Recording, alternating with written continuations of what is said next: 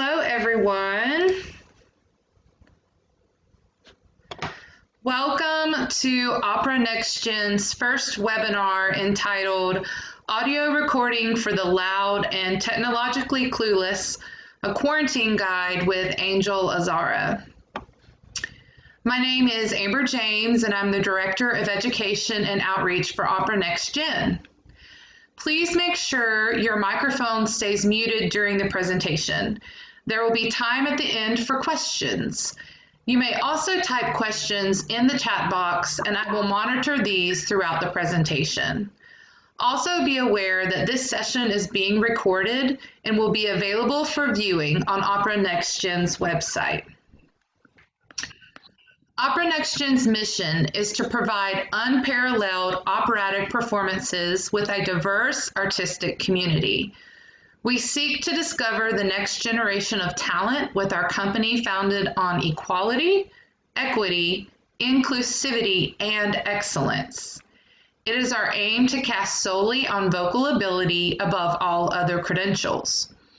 Our goal is to ensure that opera will continue to thrive for generations to come by pioneering the scope of live virtual performance.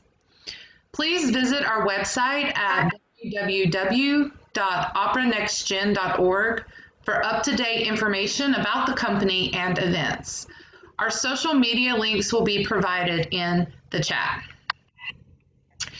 Considered by Operavore and Classical WQXR as one of the 40 under 40, a new generation of superb opera singers, dramatic soprano Angel Azara is as sought after as an online media presence and media consultant as she is an up-and-coming soprano. When off stage, she runs Angel Opera, her YouTube channel that teaches millions of viewers about the world of classical music and voice pedagogy. When she isn't performing or filming, she resides in Dallas with her boar Zoe, a 100-pound lapdog named Percy. If you would like to make a donation directly to Angel, you may Venmo her at Angel-Azzara, and that will be listed in the chat. There will also be a link to a Google form for feedback at the end of the session. So welcome, Angel. Hey everyone. So if you do donate through Venmo or through PayPal, please comment your email in the memo of the donation so that I can read the Google Doc that I'll be running the seminar off of. It's full of good information, and yeah, I mean, it's everything that I cover. Okay, so let's get started. Have I shared my screen? No.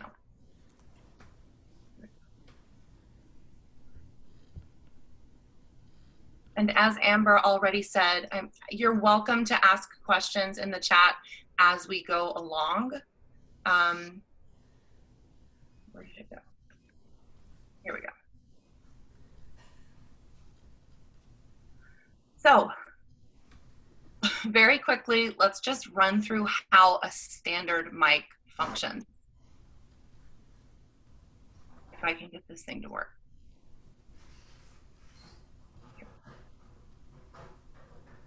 So, when you speak, sound waves are carried towards the microphone. Inside of the mic, there is a diaphragm. It's usually made of very, very thin plastic, and it moves back and forth when sound waves hit it. And the coil that's attached to the diaphragm, like it's physically shaped like a coil, records the movements of the diaphragm. And then the permanent magnet inside of it, the magnetic field, what am I trying to say? As the coil moves and copies the diaphragm's movement, it goes through the magnetic field. And can you tell I haven't talked about how a microphone actually functions in a while? I've just been editing on the back end. An electric current flows through the magnetic field and picks up the currents, takes it to the computer. Obviously, I'm not building microphones in my spare time. Let's go to the next page. Really quickly, let's just go into different types of microphones. There's a dynamic microphone. It's an ordinary mic that uses the diaphragms, magnets, and coils, and the condenser microphone uses metal plates of a capacitor, which means that it generates a current through an electric charge storing device. So when you're using a condenser microphone, you'll need a little extra power up in whatever device you're using to hook it into your computer. These are really the only two types of mics we're going to talk about today. There is an older form of mic called a ribbon mic that some people who have done this seminar have ended up purchasing. Ribbon mics do record a very warm tone, and it's nice to have a very analog tone that you can get from a ribbon mic, but they are super, super delicate microphones. So in general, I don't recommend them if you're somebody that moves around a lot or that's taking your microphone to multiple locations. I do have a ribbon mic, but I store it in my studio. I don't really take it anywhere with me. Microphones can pick up sound waves in different patterns. Most microphones are omnidirectional. Some microphones have a cardioid pattern. It kind of looks like an upside down heart. And there's figure 8 microphones, and obviously it picks it up in a figure 8 pattern. Generally, I recommend if you're recording on your own to go with a cardioid or something that picks up sound from one direction. Yeah, I say it right there. Cardioids just work a little bit better for studios and untreated spaces because you can block out a bit of the ambient noise that you'll get in whatever room you're in. Of course, if you are in a state-of-the-art recording space, by all means, take an omnidirectional microphone. The room's already treated. Microphones that might be right for your voice. The biggest thing really, and we're going to get into it later, is how you set up your space to record. Most microphones, once you hit that $100, like maybe $75 threshold for the purchase of the microphone itself, is going to be able to pick up your voice pretty clearly, but there are differences. Dynamic microphones are great for bigger voices. Europe. Yeah. The orange continent is Asia. Asia. The yellow continent is Africa. Africa. The blue continent is Antarctica. Just have to remind Okay, sorry. your microphone is muted. Thank you.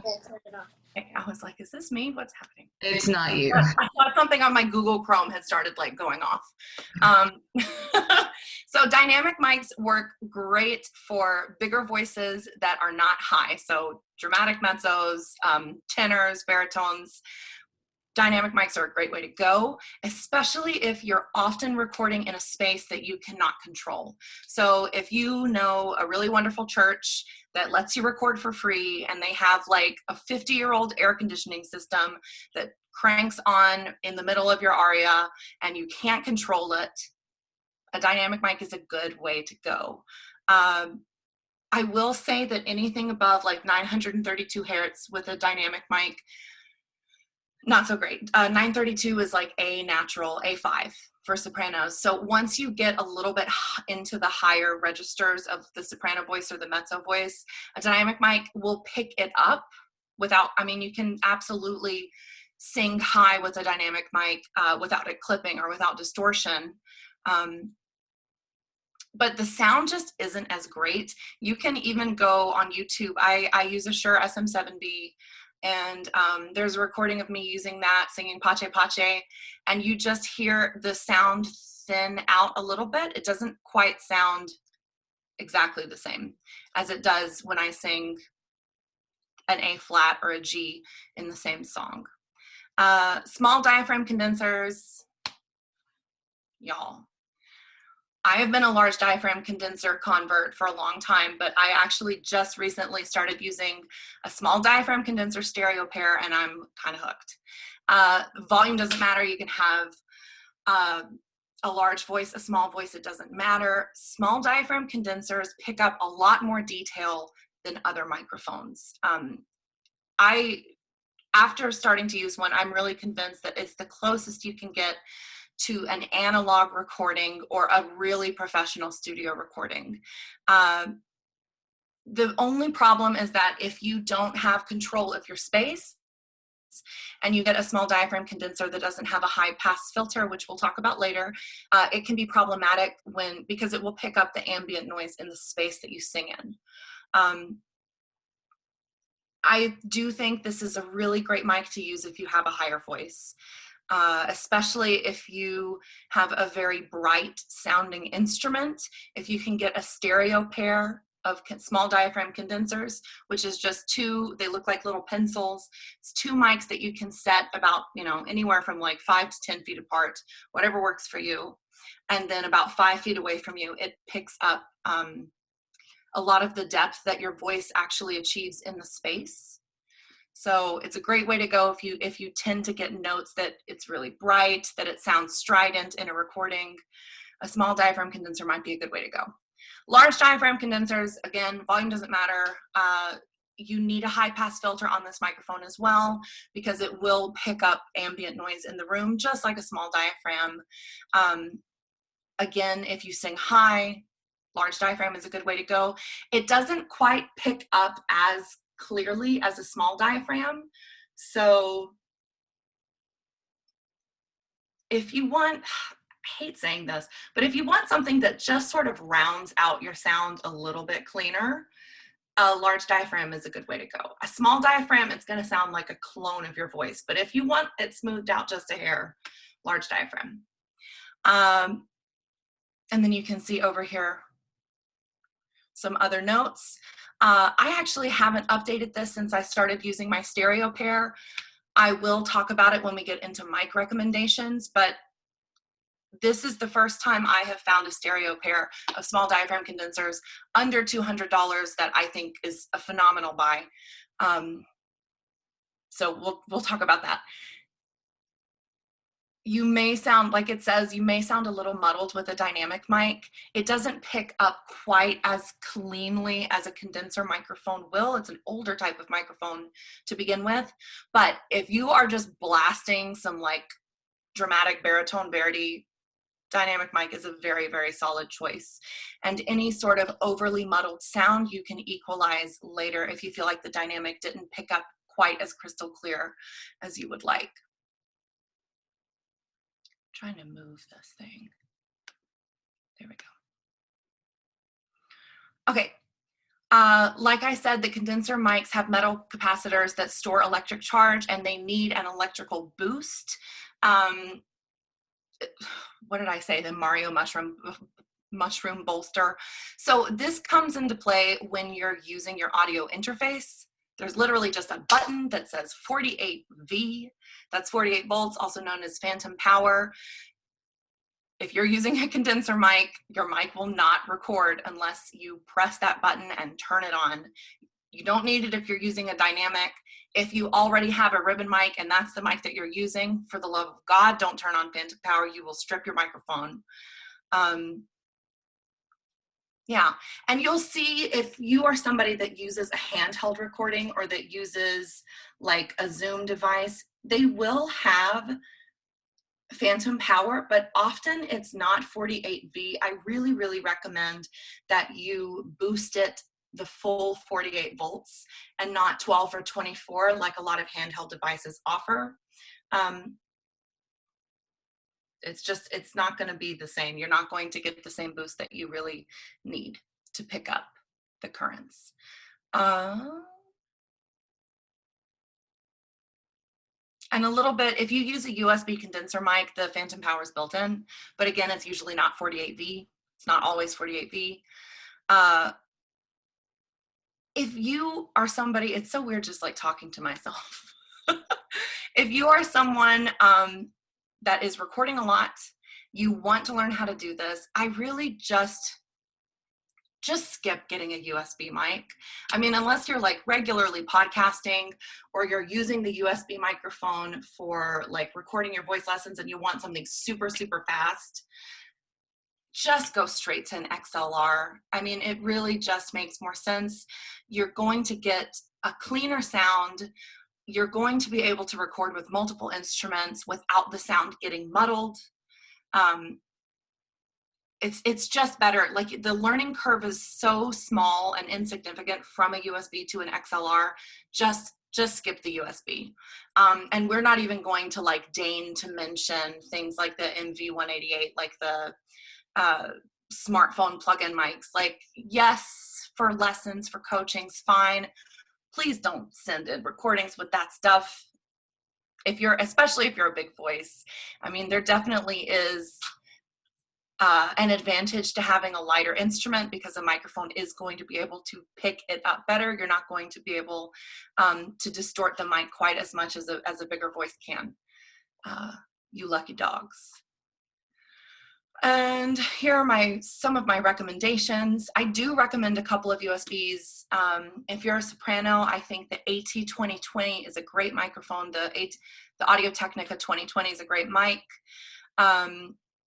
I think I actually have USB recommendations in general on this, but I've found that as I continue to do these consultations, everyone is making the switch over to XLR because it's just better. There's just more you can do in post, and you're going to get a cleaner recording, right off the bat. So I think I said for lighter sopranos, there's the Audio-Technica 2020, which is just above. I turned the page. The Audio-Technica 4022, Sennheiser, the small diaphragm condenser. I've used it a couple of times. I really, really liked it. And then the 4040, which I have used before and I loved it. And I kept trying to purchase it multiple times and it kept not coming in. Audio-Technica is on like super back order right now. So in general, you might be better off looking at Shure's and Sennheiser's because their factories, like AT's factory is super far behind right now. For spinto dramatic sopranos, again, Audio-Technica is such a great way to go. I love the Shure Sm7b. I know that I said dynamic microphones aren't great at picking up higher notes, but it's just a workhorse of a microphone. If you are recording a lot, you can drop it. You can record with the high pass filter, like in the noisiest of locations. If you live in New York and you're like constantly dealing with sound coming from outside, the Shure will not pick it up once the high pass filter's on. It's incredible for getting a really, really empty room sound. Joel, I just want to pause for a second. In the chat, I believe it's being asked about this information being available possibly as a link in the chat so they can have what you've typed up. Yeah, so I'll email this. Anybody who sends me their email address, I'll just email it a viewing link directly. Okay, wonderful. And then we also have a question about what about apogee? I'm not sure if I said that correctly. Do you know what that means? The apogee, the power up, or? Caroline, can you clarify your question? Like the plugins? It's a mic from Apple. Apogee 1. Oh, I can look at the specs for it, and I think I wrote that on the last page. If it's not a mic that I've used personally, I can look at the specs and tell you how I think the mic will handle based on the factory's specs for it, but I've never used an apogee. And what's your email address, Angel? I'll put it here in the chat in case they want to email you personally. It's just angelazzara@gmail.com. Great, thanks. No problem. Any other questions? I think we're good. Okay, cool. Yep, so again, I've got the Sennheiser E614 marked down here.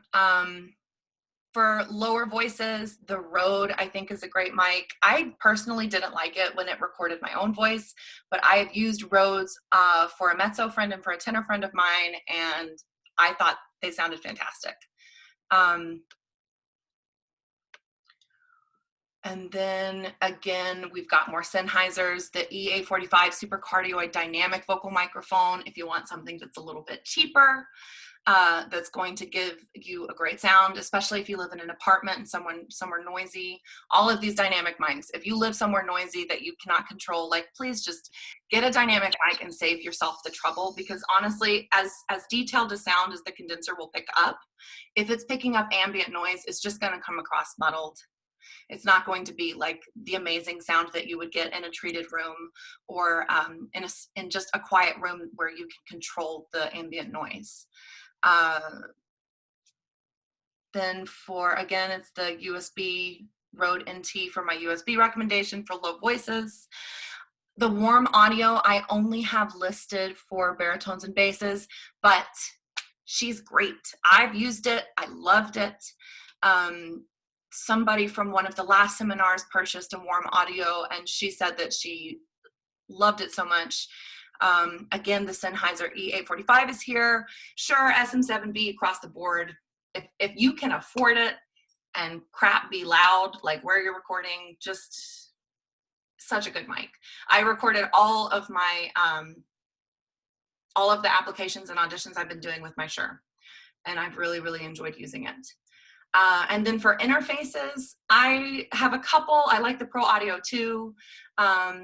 This Behringer is a little bit on the cheaper side. It's like $50. I've had no problem with it. I've really liked using it.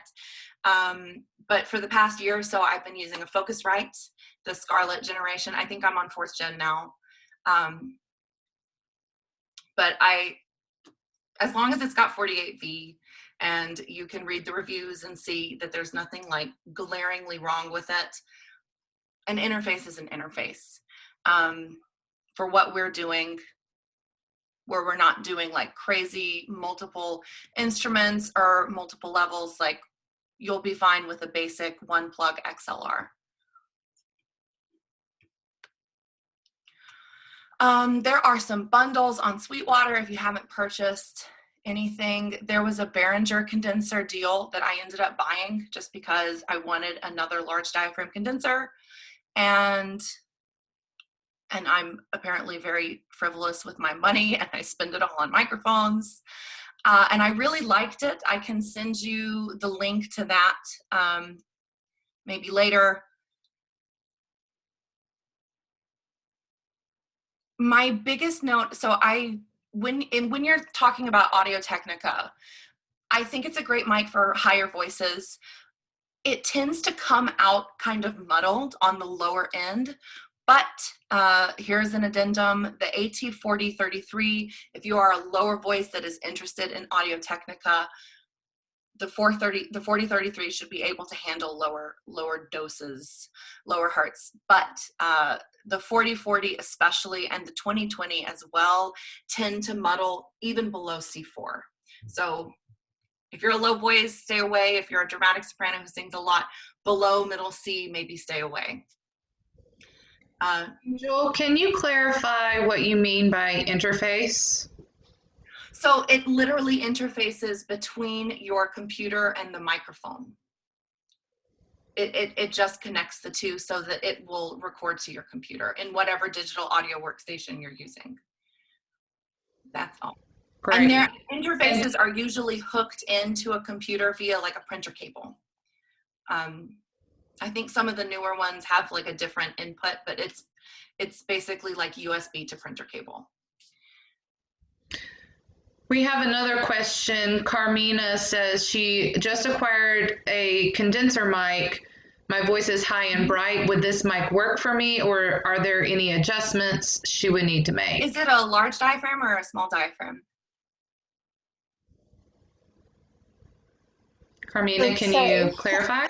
I That's don't okay. know. Is I don't know where is it big? Is the grill on the microphone Kind of. or is it small? Well, let me open this. Oh, sure. I don't know if you can see it. Is this one? Is that the AKG? It's a MW 700. An I don't know. MW700? Yeah, Will you stick it in front of the... I don't know where. Out here. I don't know. I don't think I've ever used that brand before. I mean, It's a newer, but I don't know. I'm sure it should work fine if you're a higher voice using that. Just make Okay. sure, we'll talk about how if you're recording in a place where you can't control the ambient noises of the room, like air Mhm. conditioning and stuff, I'll walk you through how to equalize the sound so you can like Great. cut out a space. That sort of Okay. Thank you. problem. Okay, I talk about handheld recorders here. Listen, like I am not what am I trying to say? I'm not a master of like any sort of handheld recorders. I don't like them. I've never used them. I skipped straight into using XLR microphones and then backtracked a little bit into USB mics when I realized I wanted to have something a little bit more on the go. I have had some friends who like using them as an interface because there are some handheld recorders that have plugins for XLR microphones. But yeah, in general, I have not used them. I just prefer to go straight to XLR microphones. Yeah, and I talk about that here where some handheld recorders do function as audio interfaces. I will say when you're using those, if it has options for phantom power, and you're using a condenser mic, of course, always go to the top level of voltage for whatever the handheld recorder says. And again, we've talked about this. If you're using a smartphone mic, okay, latency seems like a really big issue. It's more for when you're recording multi-track, but it does come into play. Latency is just the delay between when the audio enters your computer and when the digital audio workstation is able to actually record the wave. I need to move this again. There we go. It does make a difference, but it's not as bad as if you were doing 8 tracks in one go. Yeah, I think in general, as far as like this portion of the seminar, the biggest things to note are dynamic mics if you can't control your space, condenser mics if you can control your space, small diaphragm condensers if you're willing to drop a little extra cash and want to do a stereo pair. For one small diaphragm condenser versus one large diaphragm condenser, you know, if you want to have a little bit more analog sound, more not quite so smoothed out, go for the single small diaphragm condenser. But otherwise, a stereo pair or a large diaphragm, I think, is the best way to go for operatic voices.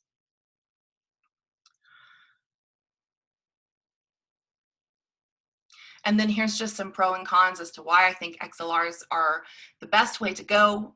You have the ultimate control over an XLR mic in the recording room and in post when you are editing. And like I said, the learning curve is tiny. If you're already using USB mics, like you're basically already doing it. You literally just have to like plug in one extra thing and then press the phantom power button. Super easy. And you know what? The cons that says more gear, more money, it's really not that much of a difference. And it's worth it for not having to spend as much time editing and post, for sure. Like, save your time. There's a checklist for recording, just going through like basic gear, and you probably already have a lot of it. Somebody did ask about recommendations for like cables and mic stands. Just Amazon. I mean, you can get one from Amazon Basics. Just check the reviews. You just want to make sure that it's not going to like fall over, and you want to make sure that whatever stand you're using has an attachment that works for the microphone that you have, of course. Some mics that I think have kind of weird hook-ins are like Blue Yeti. I know that a lot of times when I'm purchasing mic stands, it'll say like not compatible with Blue Yeti. So just make sure, you know, read the item description or whatever to make sure that you can actually hook your microphone into whatever stand that you purchased. I prefer base stands instead of tripod stands. They're more secure. My dog once knocked over a tripod stand, and ever since then I don't use them. Just don't like to risk it. Yeah, and I do like using arm stands as well, especially if you've got stereo pairs. It's just a lot easier to move them around. Like if you're recording in a church, you can literally hook the arm onto pews, and it's really, really convenient. So that's that for gear. Great, Angel. We have a couple more questions. Kylie asked, I have an AT 2020 Love it. with a pre-Sonus audio box USB interface. Do you also recommend buying a shock filter and foam over the mic, or a boom and pop filter? Honestly, if you are recording operatic vocals, I don't think that a boom filter is necessary, because you should be far enough away from the microphone that it's not going to be picking up that sound. You're also going to be far enough away, and the mic should be, we'll talk about mic placement, but you want depth in the sound. You want it to sound like how somebody would hear you in a room.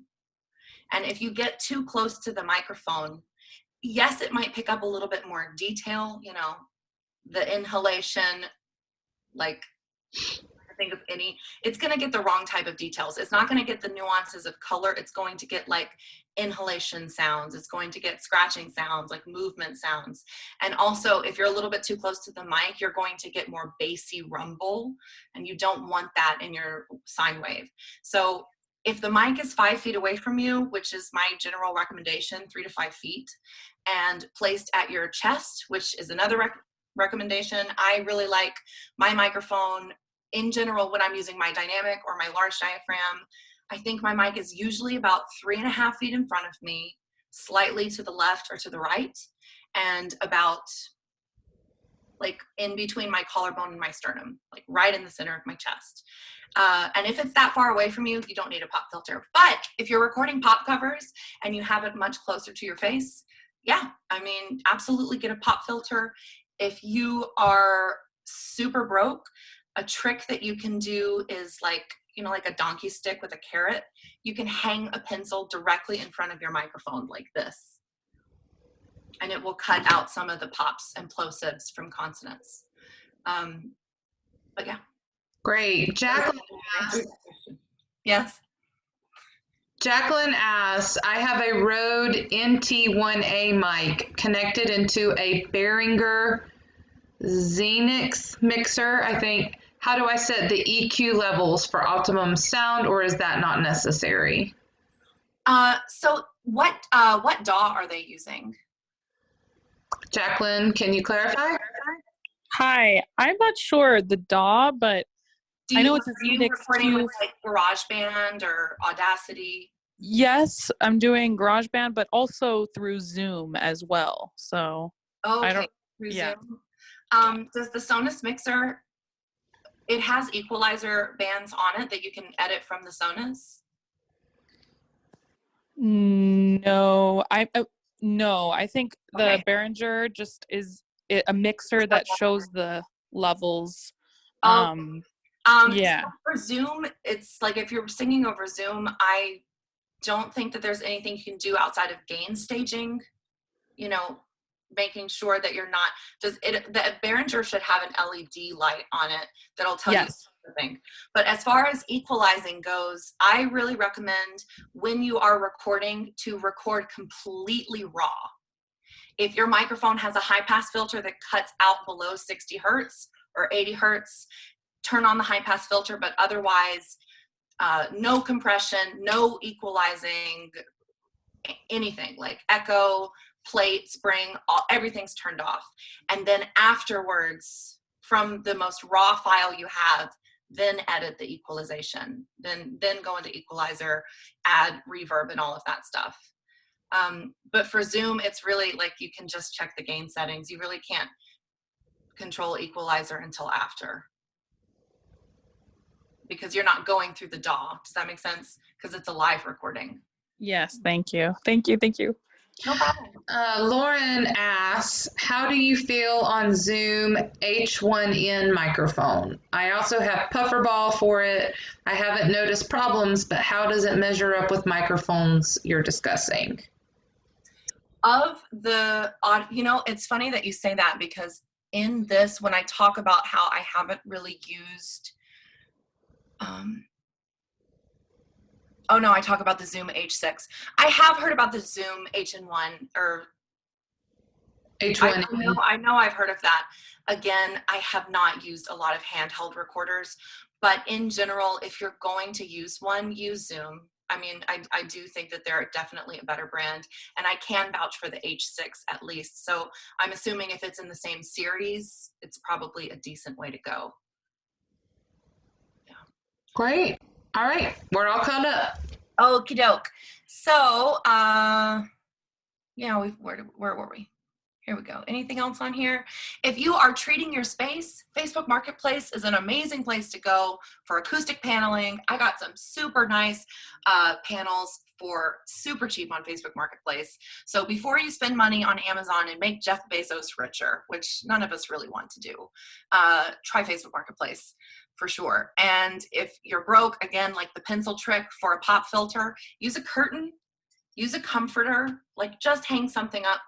And then I think the next, yes, the room where it happens. Okay, so when you are recording in a smaller room, like if you're recording in a bedroom, please put panels behind the microphone, because otherwise you're gonna get the bounce off, and you don't want that. You just want it to die once it goes past the mic, instead of echoing back in and muddling your sound. So that's where you're going to treat the space.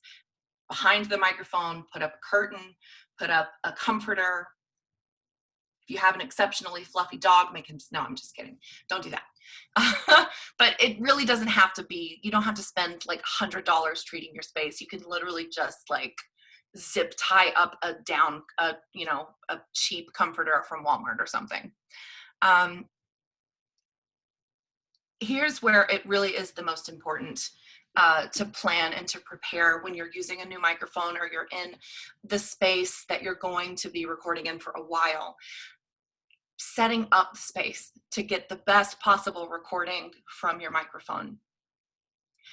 We're opera singers. We are not, fixing our intonation in post. We're not making ourselves sound like robots. Like, this is not the live action Beauty and the Beast. We're actually trying to sound like we can sing.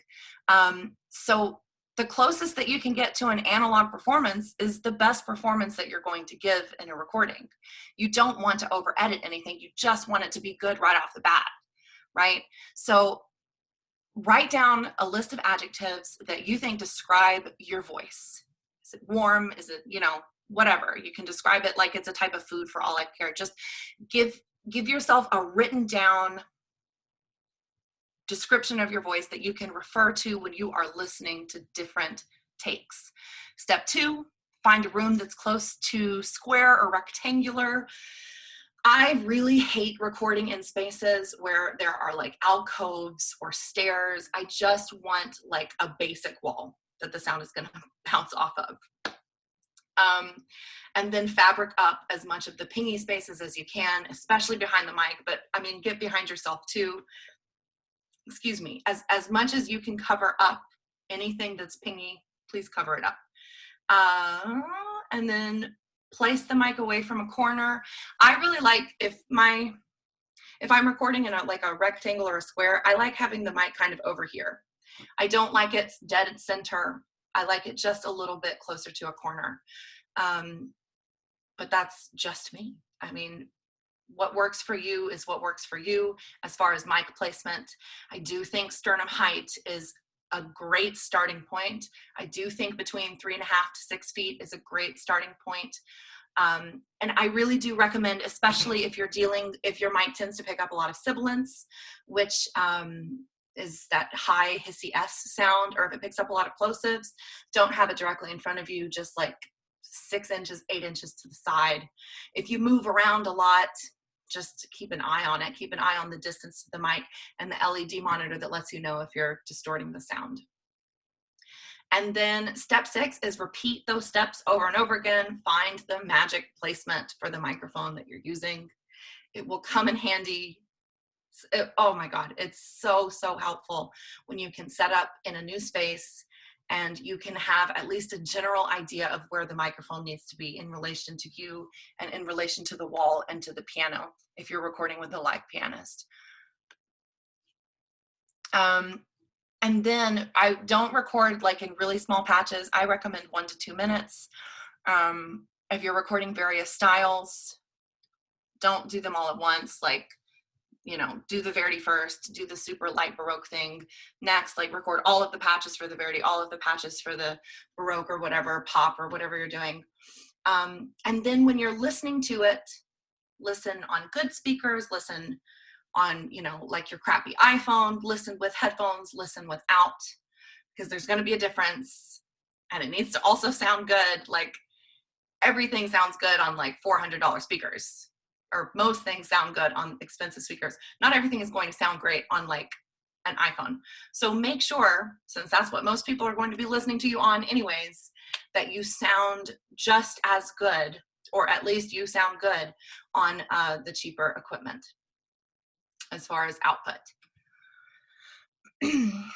If you can avoid it, like I've been recording in my bedroom most of the time. Like almost everything I've recorded until the past few months, I've been recording in my bedroom. And because of that, you have the freedom to set up your space on a completely different day from your recording day. So if you have that opportunity, please do it.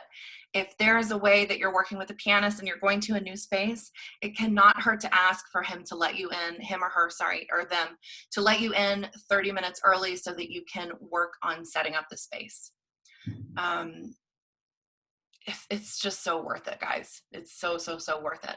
And then again, we talked about reflection. If you're singing towards a wall, if you're in a small space, the sound's going to bounce off the wall. So you have to cover it up as best you can to avoid that. You want the room, if you are recording at home, if you're recording at home with like a track that's on your DAW that you've, you know, an instrumental track that you've downloaded in, you don't actually want your room to be live. You don't want it to be like, you don't want to sing in your bathroom, because it's a little tricky dealing with live spaces when they're not a live space that was built for sound, that was built for like concerts. It's not always going to react the way that you want it to. So when you sing in a bathroom, or when you sing like in, I don't know, the entry room of your home where there's like a high ceiling or whatever, you think, oh my gosh, live, this is so beautiful, like it's nice and there's lots of reverb. And then you listen to the recording and there's too much reverb, or it's completely muddled, or there's a lot of echo in the sound. Just if you're singing at home, record in a dry room, excuse me. You don't want lots of reverb. You don't want it, I promise. When you're in a church, yes, bless, it's built for that. But your bathroom is not. So try and stick to a dry room. If your bedroom's carpeted, great. Gain versus volume. So gain is literally internal voltage. It controls how wide the sine curve is going to be, like your literal audio curve. And this is very, very important. You can take a great recording, and if there's distortion, it's so hard to get out in post. So when you're recording these practice tracks, like just to set up and see what works for you, just keep an eye on your gain. It's literally a dial. The higher up you go on the gain, the louder you can sing, or the closer you can stand to the mic. And the lower it is, it might not pick up your quietest moments. So just keep an eye out. Watch the LED lights. You want it to always be in the green. You never want it to go to yellow or orange. If it goes to red, start over. The take is not going to sound good. It's going to cut. Like I said, most microphones really, like, they can handle any voice. They can handle any size. Read the specs. Like it can handle a super loud voice. What matters is the gain setting and how close or far the mic is to you.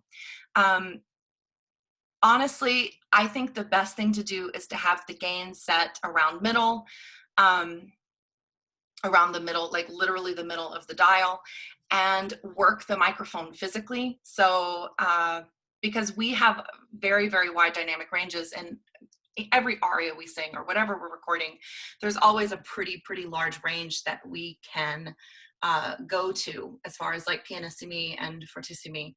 So literally, if you know that you have to scream a B flat, but you also have like something really soft and delicate on a D4, like literally just set the gain for the high note, set the gain for the loudest note, and then step closer to the mic when you're singing super soft. Like it's literally that simple. I think it works so much better that way than to record something to the loudest note and then realizing that that soft, like intimate moment 4 measures later, you can't even hear. Like just get closer to the microphone for that moment. Just a small step forward.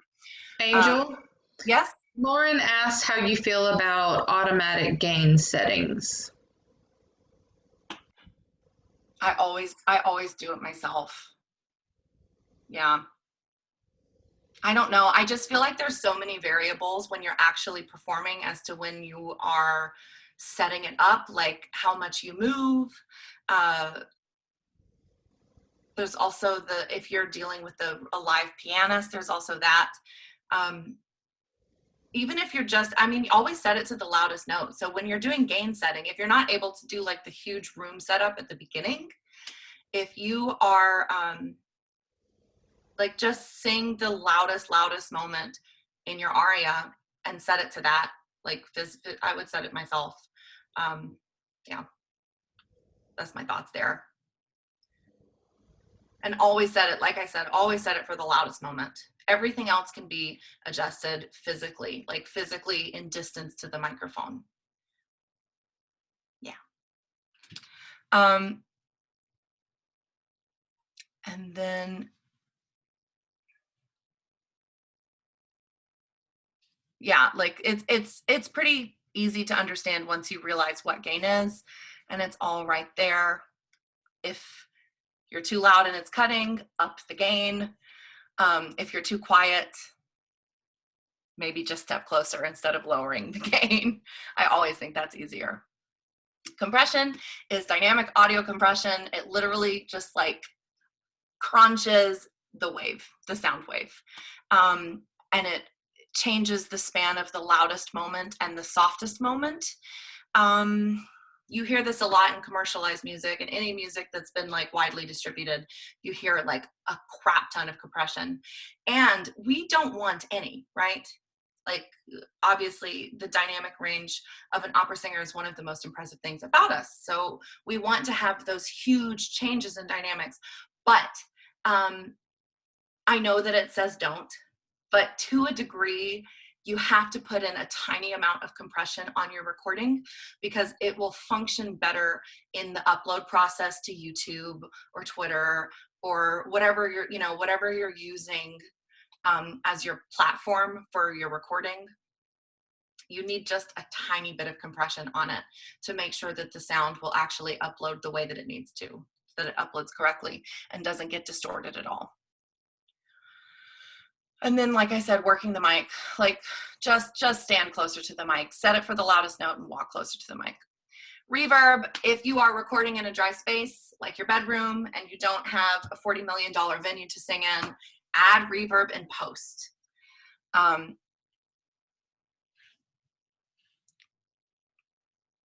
Yeah, like I said, just play with it. I don't add a whole lot. Usually when you record in a very dry space, like a bedroom or a small room, you're gonna get a sound that sounds a little tinny, like you're singing in an empty can. I don't add enough reverb to sound like some sort of mythical Icelandic cow herder. I just add enough to sound like I'm not singing in a box.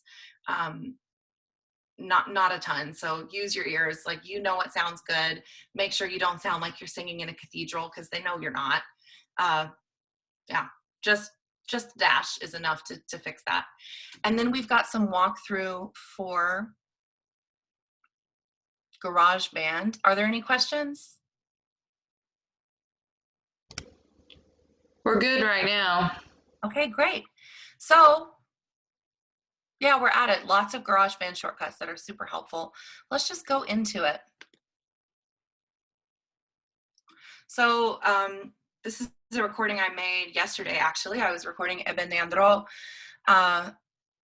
When you're going in to make a new project, can I move this? Angel, one quick question is, what if you don't have an Apple and can't download GarageBand? So most digital audio workstations function very, very similarly to this one. All of the tools may be in a different location, but their basic function is always the same. Like, you're going to have a compressor in any DAW that you use. You're going to have an EQ station in any DAW that you use. Same thing with reverb, ambience, all of that stuff.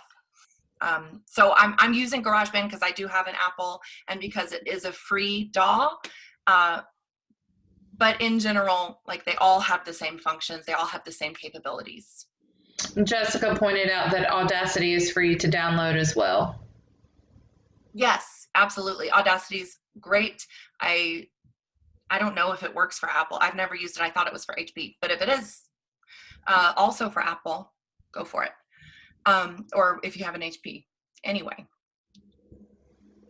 I'm trying to move everything. It's all in my way. Hold on. There we go. So say you're going to make a new track. Yes, I do want to save. Go to empty project. I know this seems really self-explanatory. If you guys don't need this, let me know. In the other seminars I've done, they've wanted me to do a walkthrough of this, so I'm doing it. You start your empty project. You are wanting to click on audio, record using a microphone or line input. And then obviously I don't have my interface hooked in right now, but I would be able to change it here. And then once you're able to change it, you just start the device. Turn your metronome off because it's obnoxious.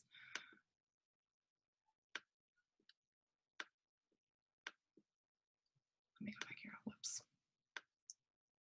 And then what I like to do is just save it to my desktop and then drop it in whatever recording track you're using.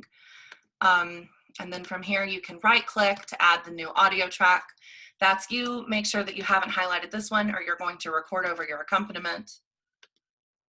I don't think I can record right now. Oh, I can. That's crazy. But that's pretty much it. Make sure you have your headphones on while you're singing. Obviously, you don't want the microphone to pick up this recorded track. It's so much better to do it with headphones. You get a much, much cleaner recording. And you can, again, add reverb or ambiance, whatever you need to make sure that they meld together. But it should be fine. I've never had any problems with using a track recording with headphones and then feeling like they're recorded very, very separately. So say you need to work out.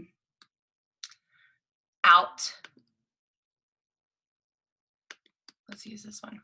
Say you need to work out your air conditioning. You take this low EQ band here, and I would cut it to about 100. If you're a lower voice, you might be using 80, 60. But see, you want about a 45-degree angle to cut out the ambient noise. You don't want it to be too thin. So right around here is a great place for your EQ to be if you're dealing with ambient noise in the room. And honestly, you don't even have to make it this complicated to fiddle with the bands directly. You can do it in controls. Make sure your EQ is on. Turn up your low cut as high as you want to go. Compression, mine is really high right now. I usually have it about here when I am needing to upload something to YouTube. I don't swing it all the way up. Now, if I'm singing jazz or pop, I'll put it at the middle or even higher.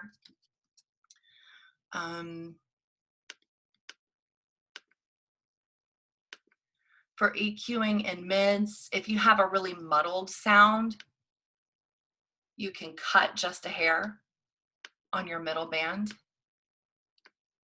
Let's actually walk through it on the, let's go back.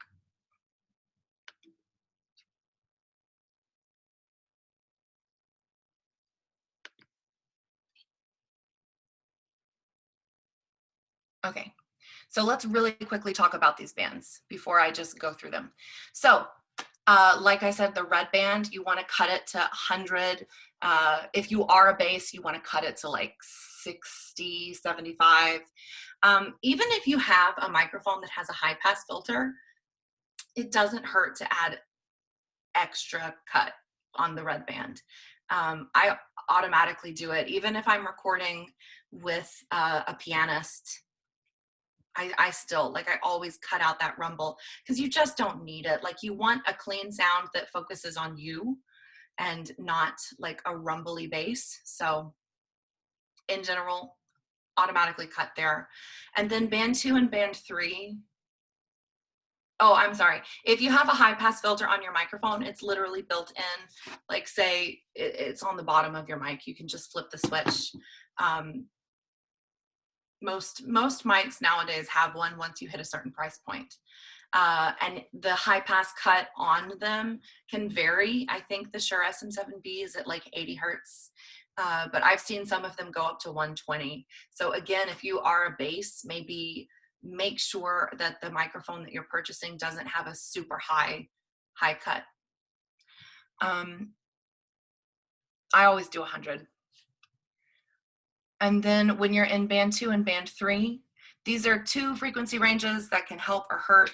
A tiny, tiny amount in band 2 can reduce, if you cut just a tiny bit, it reduces a muddled sound. So if you're recording with a condenser and you weren't able to cut out all of the ambient noise, if the high pass didn't get it all the way, and it started to affect this slightly higher range than ambient noise that you usually experience in a room, like ACs, I think run at 60 hertz. But if you're getting some like outside noise, footsteps, something like that, somebody talks in the middle of your recording, and it's just starting to affect the baseline sound, you can cut just a hair. You want it, yeah, let me show you. I'm just gonna go back and forth a little bit. Oh, wait a second. So see here, you've got your decibels over on this side. I put it at -5.5. And you can see it changing right here if you want to keep track of it that way. But honestly, where am I trying to go? This isn't really something you want to mess with. If you are uncomfortable equalizing your sound, stick to band 1 and then band 8 and just leave out everything in between. You're just, what am I trying to say? There's more that you can muck up than you can fix once you start fiddling with equalizers. It's very fun to use them on old recordings to just test your ear and to practice editing. I do that a lot. But you don't want to over Photoshop your voice. And then again, like when you're in band 4 and band 6 and you're looking, they're scanner bands, they're looking for frequencies that stick out. If you're at the point that you're using frequency bands, you really don't need this beginner seminar on recording if you're already using scanner bands. So yeah, we're not going to get into them. I do think too much fiddling on a recording is honestly not the way to go for opera singers. And then band 7, sibilance, if you get that like harsh on S's and T's and C's, it's in the upper mid-range. It's centered around 5K and 8K. I will pull it down to 7,500, but honestly, I have never done that. I think I've done it maybe once or twice where I've actually had to use band 7. Usually I use the automatic De-Esser plug-in that we will go into. The reason for this being is because it just, I found for me and for what I like to hear, it does a better job of it. Our partials and overtones exist like in the 1,000 to 5,000 range. So it can kind of, there's a little bit of overlap there with sibilance and with overtones. So I try not to mess with it too much. If you are a lower voice and you're using a dynamic recording and it sounds just kind of dull, you can use band 8 to pull it up just a little bit and brighten the sound. Like I said here, like a tiny amount. You don't need a lot at all to brighten the sound up. And sopranos, mezzos, you probably don't need band 8. You probably won't ever need band 8. It's really just the first band, the red one for ambient noises, and maybe the second and third bands. And then here there's a great audio frequency spectrum that sort of tells you general sounds that you'll get and where you'll get them. And it color coordinates it by the equalizer bands. So let's jump back into GarageBand. And I'm just going to show you, they have these wonderful presets. And I actually don't use them except for, I'll go into the natural vocal, just because it automatically gives me all of the plugins that I like. So let's go back to control. And then you see down here, plugins that automatically come in with the natural vocal or the channel compressor. I always leave echo turned off because it sounds like crap, but I'll just turn on the De-Esser here, where the sibilants that I was talking about in band 7. I'll just turn the De-Esser on. And again, I do it all after, all in post.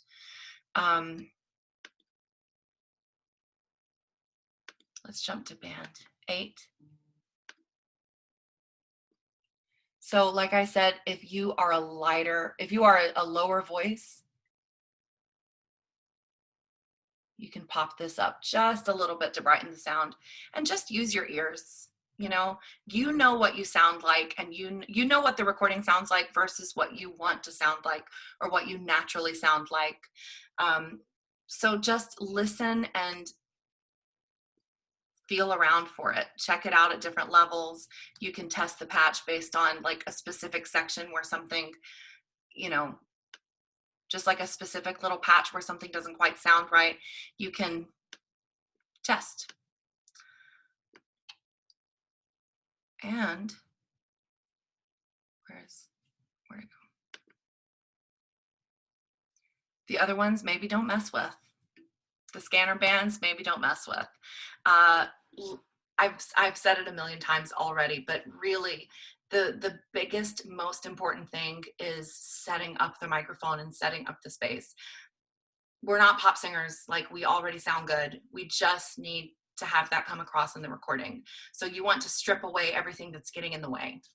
Band 7 and band 8 can cut out muffling that can come in from using a condenser mic like that you get, a dynamic mic, and then cutting out ambient noises in band 1.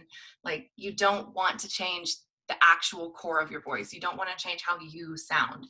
You just want to make sure that you're getting rid of all of the crap that's getting in the way of how you sound. So I think I've talked a little bit about resources. I like Gear Sluts. I like Sweetwater. Yeah, honestly, Sweetwater is generally the best way to go. They always have free shipping. There are some really great people that you can talk to if you've already purchased from them. Just like Amazon, just avoid Amazon if you can, honestly. But that's more political than anything. And that's it. I think we're finishing up super early. I'm used to getting a couple more questions throughout. So we can just open up into questions now if you guys have any more. Sure.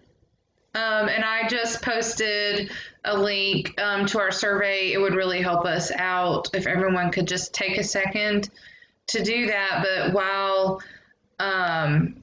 while we are waiting, there is a question about the Venmo amount, and that is up to the individual. There's not absolutely an amount.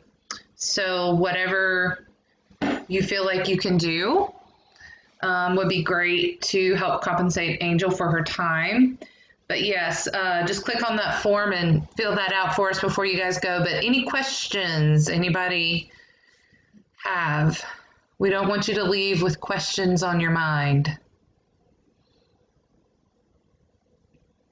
If it's easier to speak it than to type it, feel free to unmute yourself.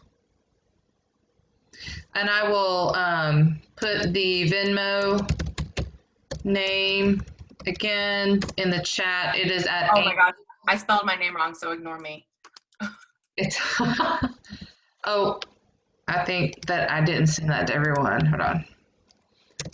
It's at Angel ANGEL dash Azzarra, two Z's, two R's. Any questions? Anybody want to ask or say anything? Oh, bare bones top 3 picks on equipment for those of us that don't have a ton of space. Rachel, hi. Oh, my bare bone picks would be for those of us that don't have a ton of space. If you don't have a ton of space and you also have to move around a lot, I recommend, especially for your voice, I recommend the Sennheiser E614. An adjustable arm mic stand with a shock mount. And they come with the shock mount, so it's not a separate purchase. The Sennheiser 614 arm mic stand, and then like the $50 Behringer. Yeah. Oh, and for you, I would get you can often get bundles on arm stands, and I know that you do a lot of covers, so I would recommend a pop filter for you. But even if you buy it separately, like it's like $6. It's not expensive. That's way cheaper on Sweetwater for like the little additional stuff. Just don't, Amazon sucks, y'all. You're welcome.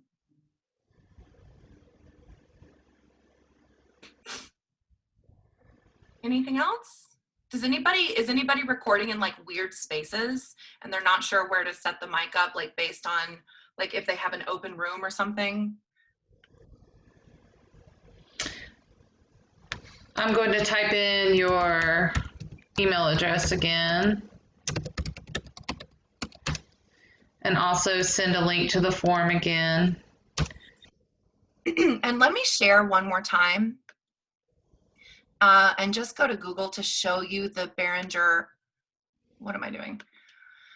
I want to show y'all the bundle that I got off of Sweetwater that I was really surprised by the quality. And I have been using it and I like it so much. Okay, Behringer bundle. I've been using this mic and I literally still can't remember the name of it.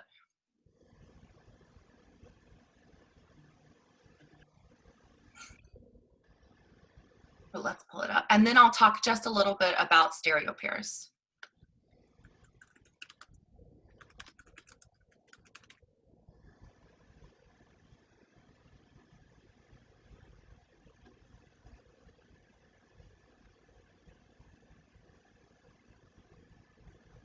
This one, right here. I loved it. Like I've used it now a couple of times and I've enjoyed it every time. The only problem is that you will get a muddled sound if your fan is on, if you have a dog walking around while you're recording, if you have AC on. So make sure all of that's turned off if you're able to. It did not have a high pass filter. That's the only problem. But I really enjoyed using it and it's pretty cheap to get, you know, as much as you're getting. And then as far as the stereo pair goes, if you want to sound exactly like yourself, like no smoothing out like you'll get from a large diaphragm, just 100%, it's like there's a clone of you in your computer. I can't remember. I have a Samsung.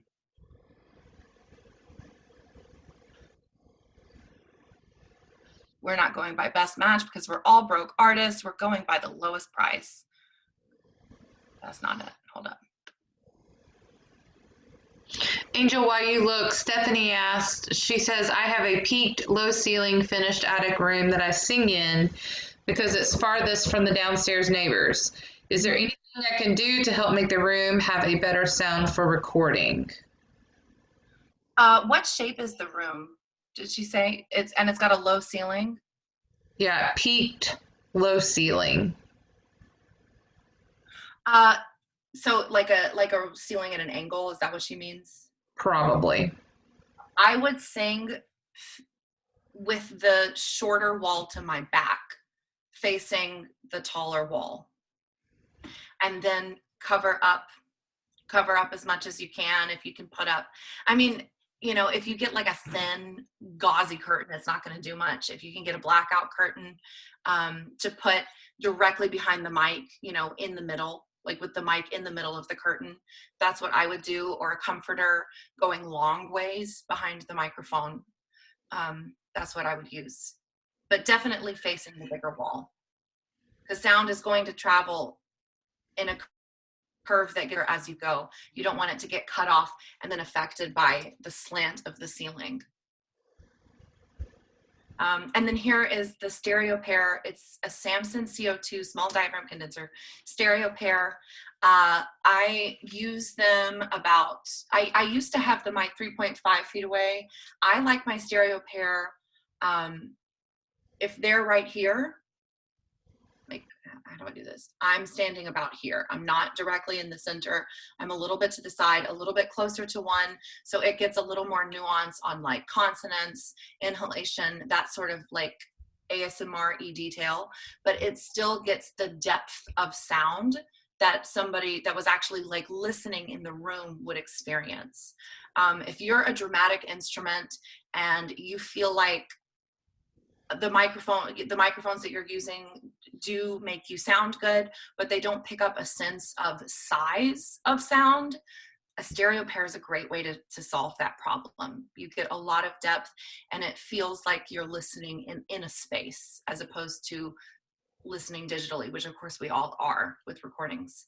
But I mean, I really did not think that I would be able to get such a great sound from such a cheap pair. And I am so glad that I was wrong. The only cost difference, I mean, look, it's $129 for both of them together. The only cost difference is that you have to buy one extra mic stand and one extra XLR cable.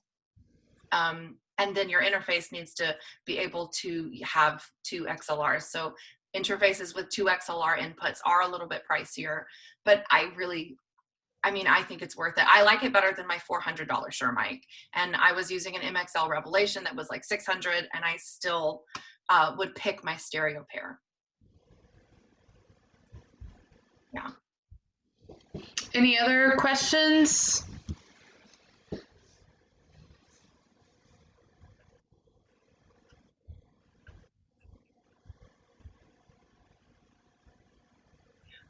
Here's some other little things, because I know we've got a few more minutes before this is officially over.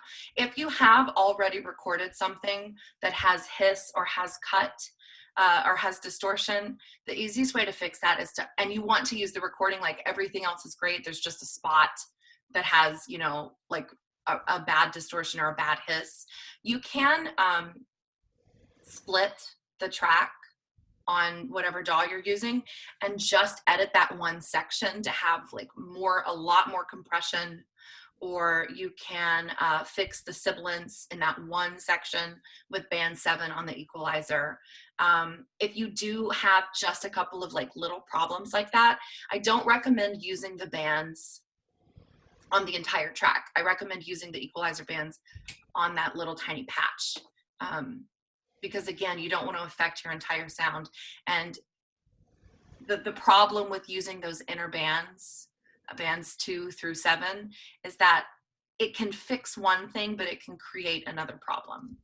Like if you have a lot of muddiness from using a condenser mic and there's a lot of ambient room noise that isn't below 100 Hertz, like it's at 250 Hertz, and you use band 2 or band 3 to resolve it by 5 decibels, you might sound too bright. You might have fixed it too much. You know, there's sort of a point of diminished return when you start messing with those inner bands. Great.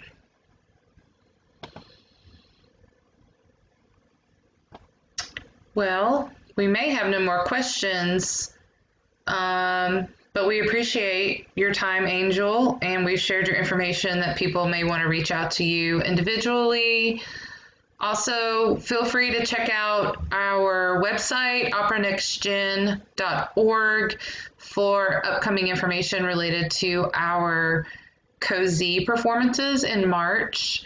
We will be having another webinar in February, so follow us on Facebook to continue to participate in these sessions together. And we just appreciate all of you coming. And Angel Carmina said thank you so much. Yay, thank you.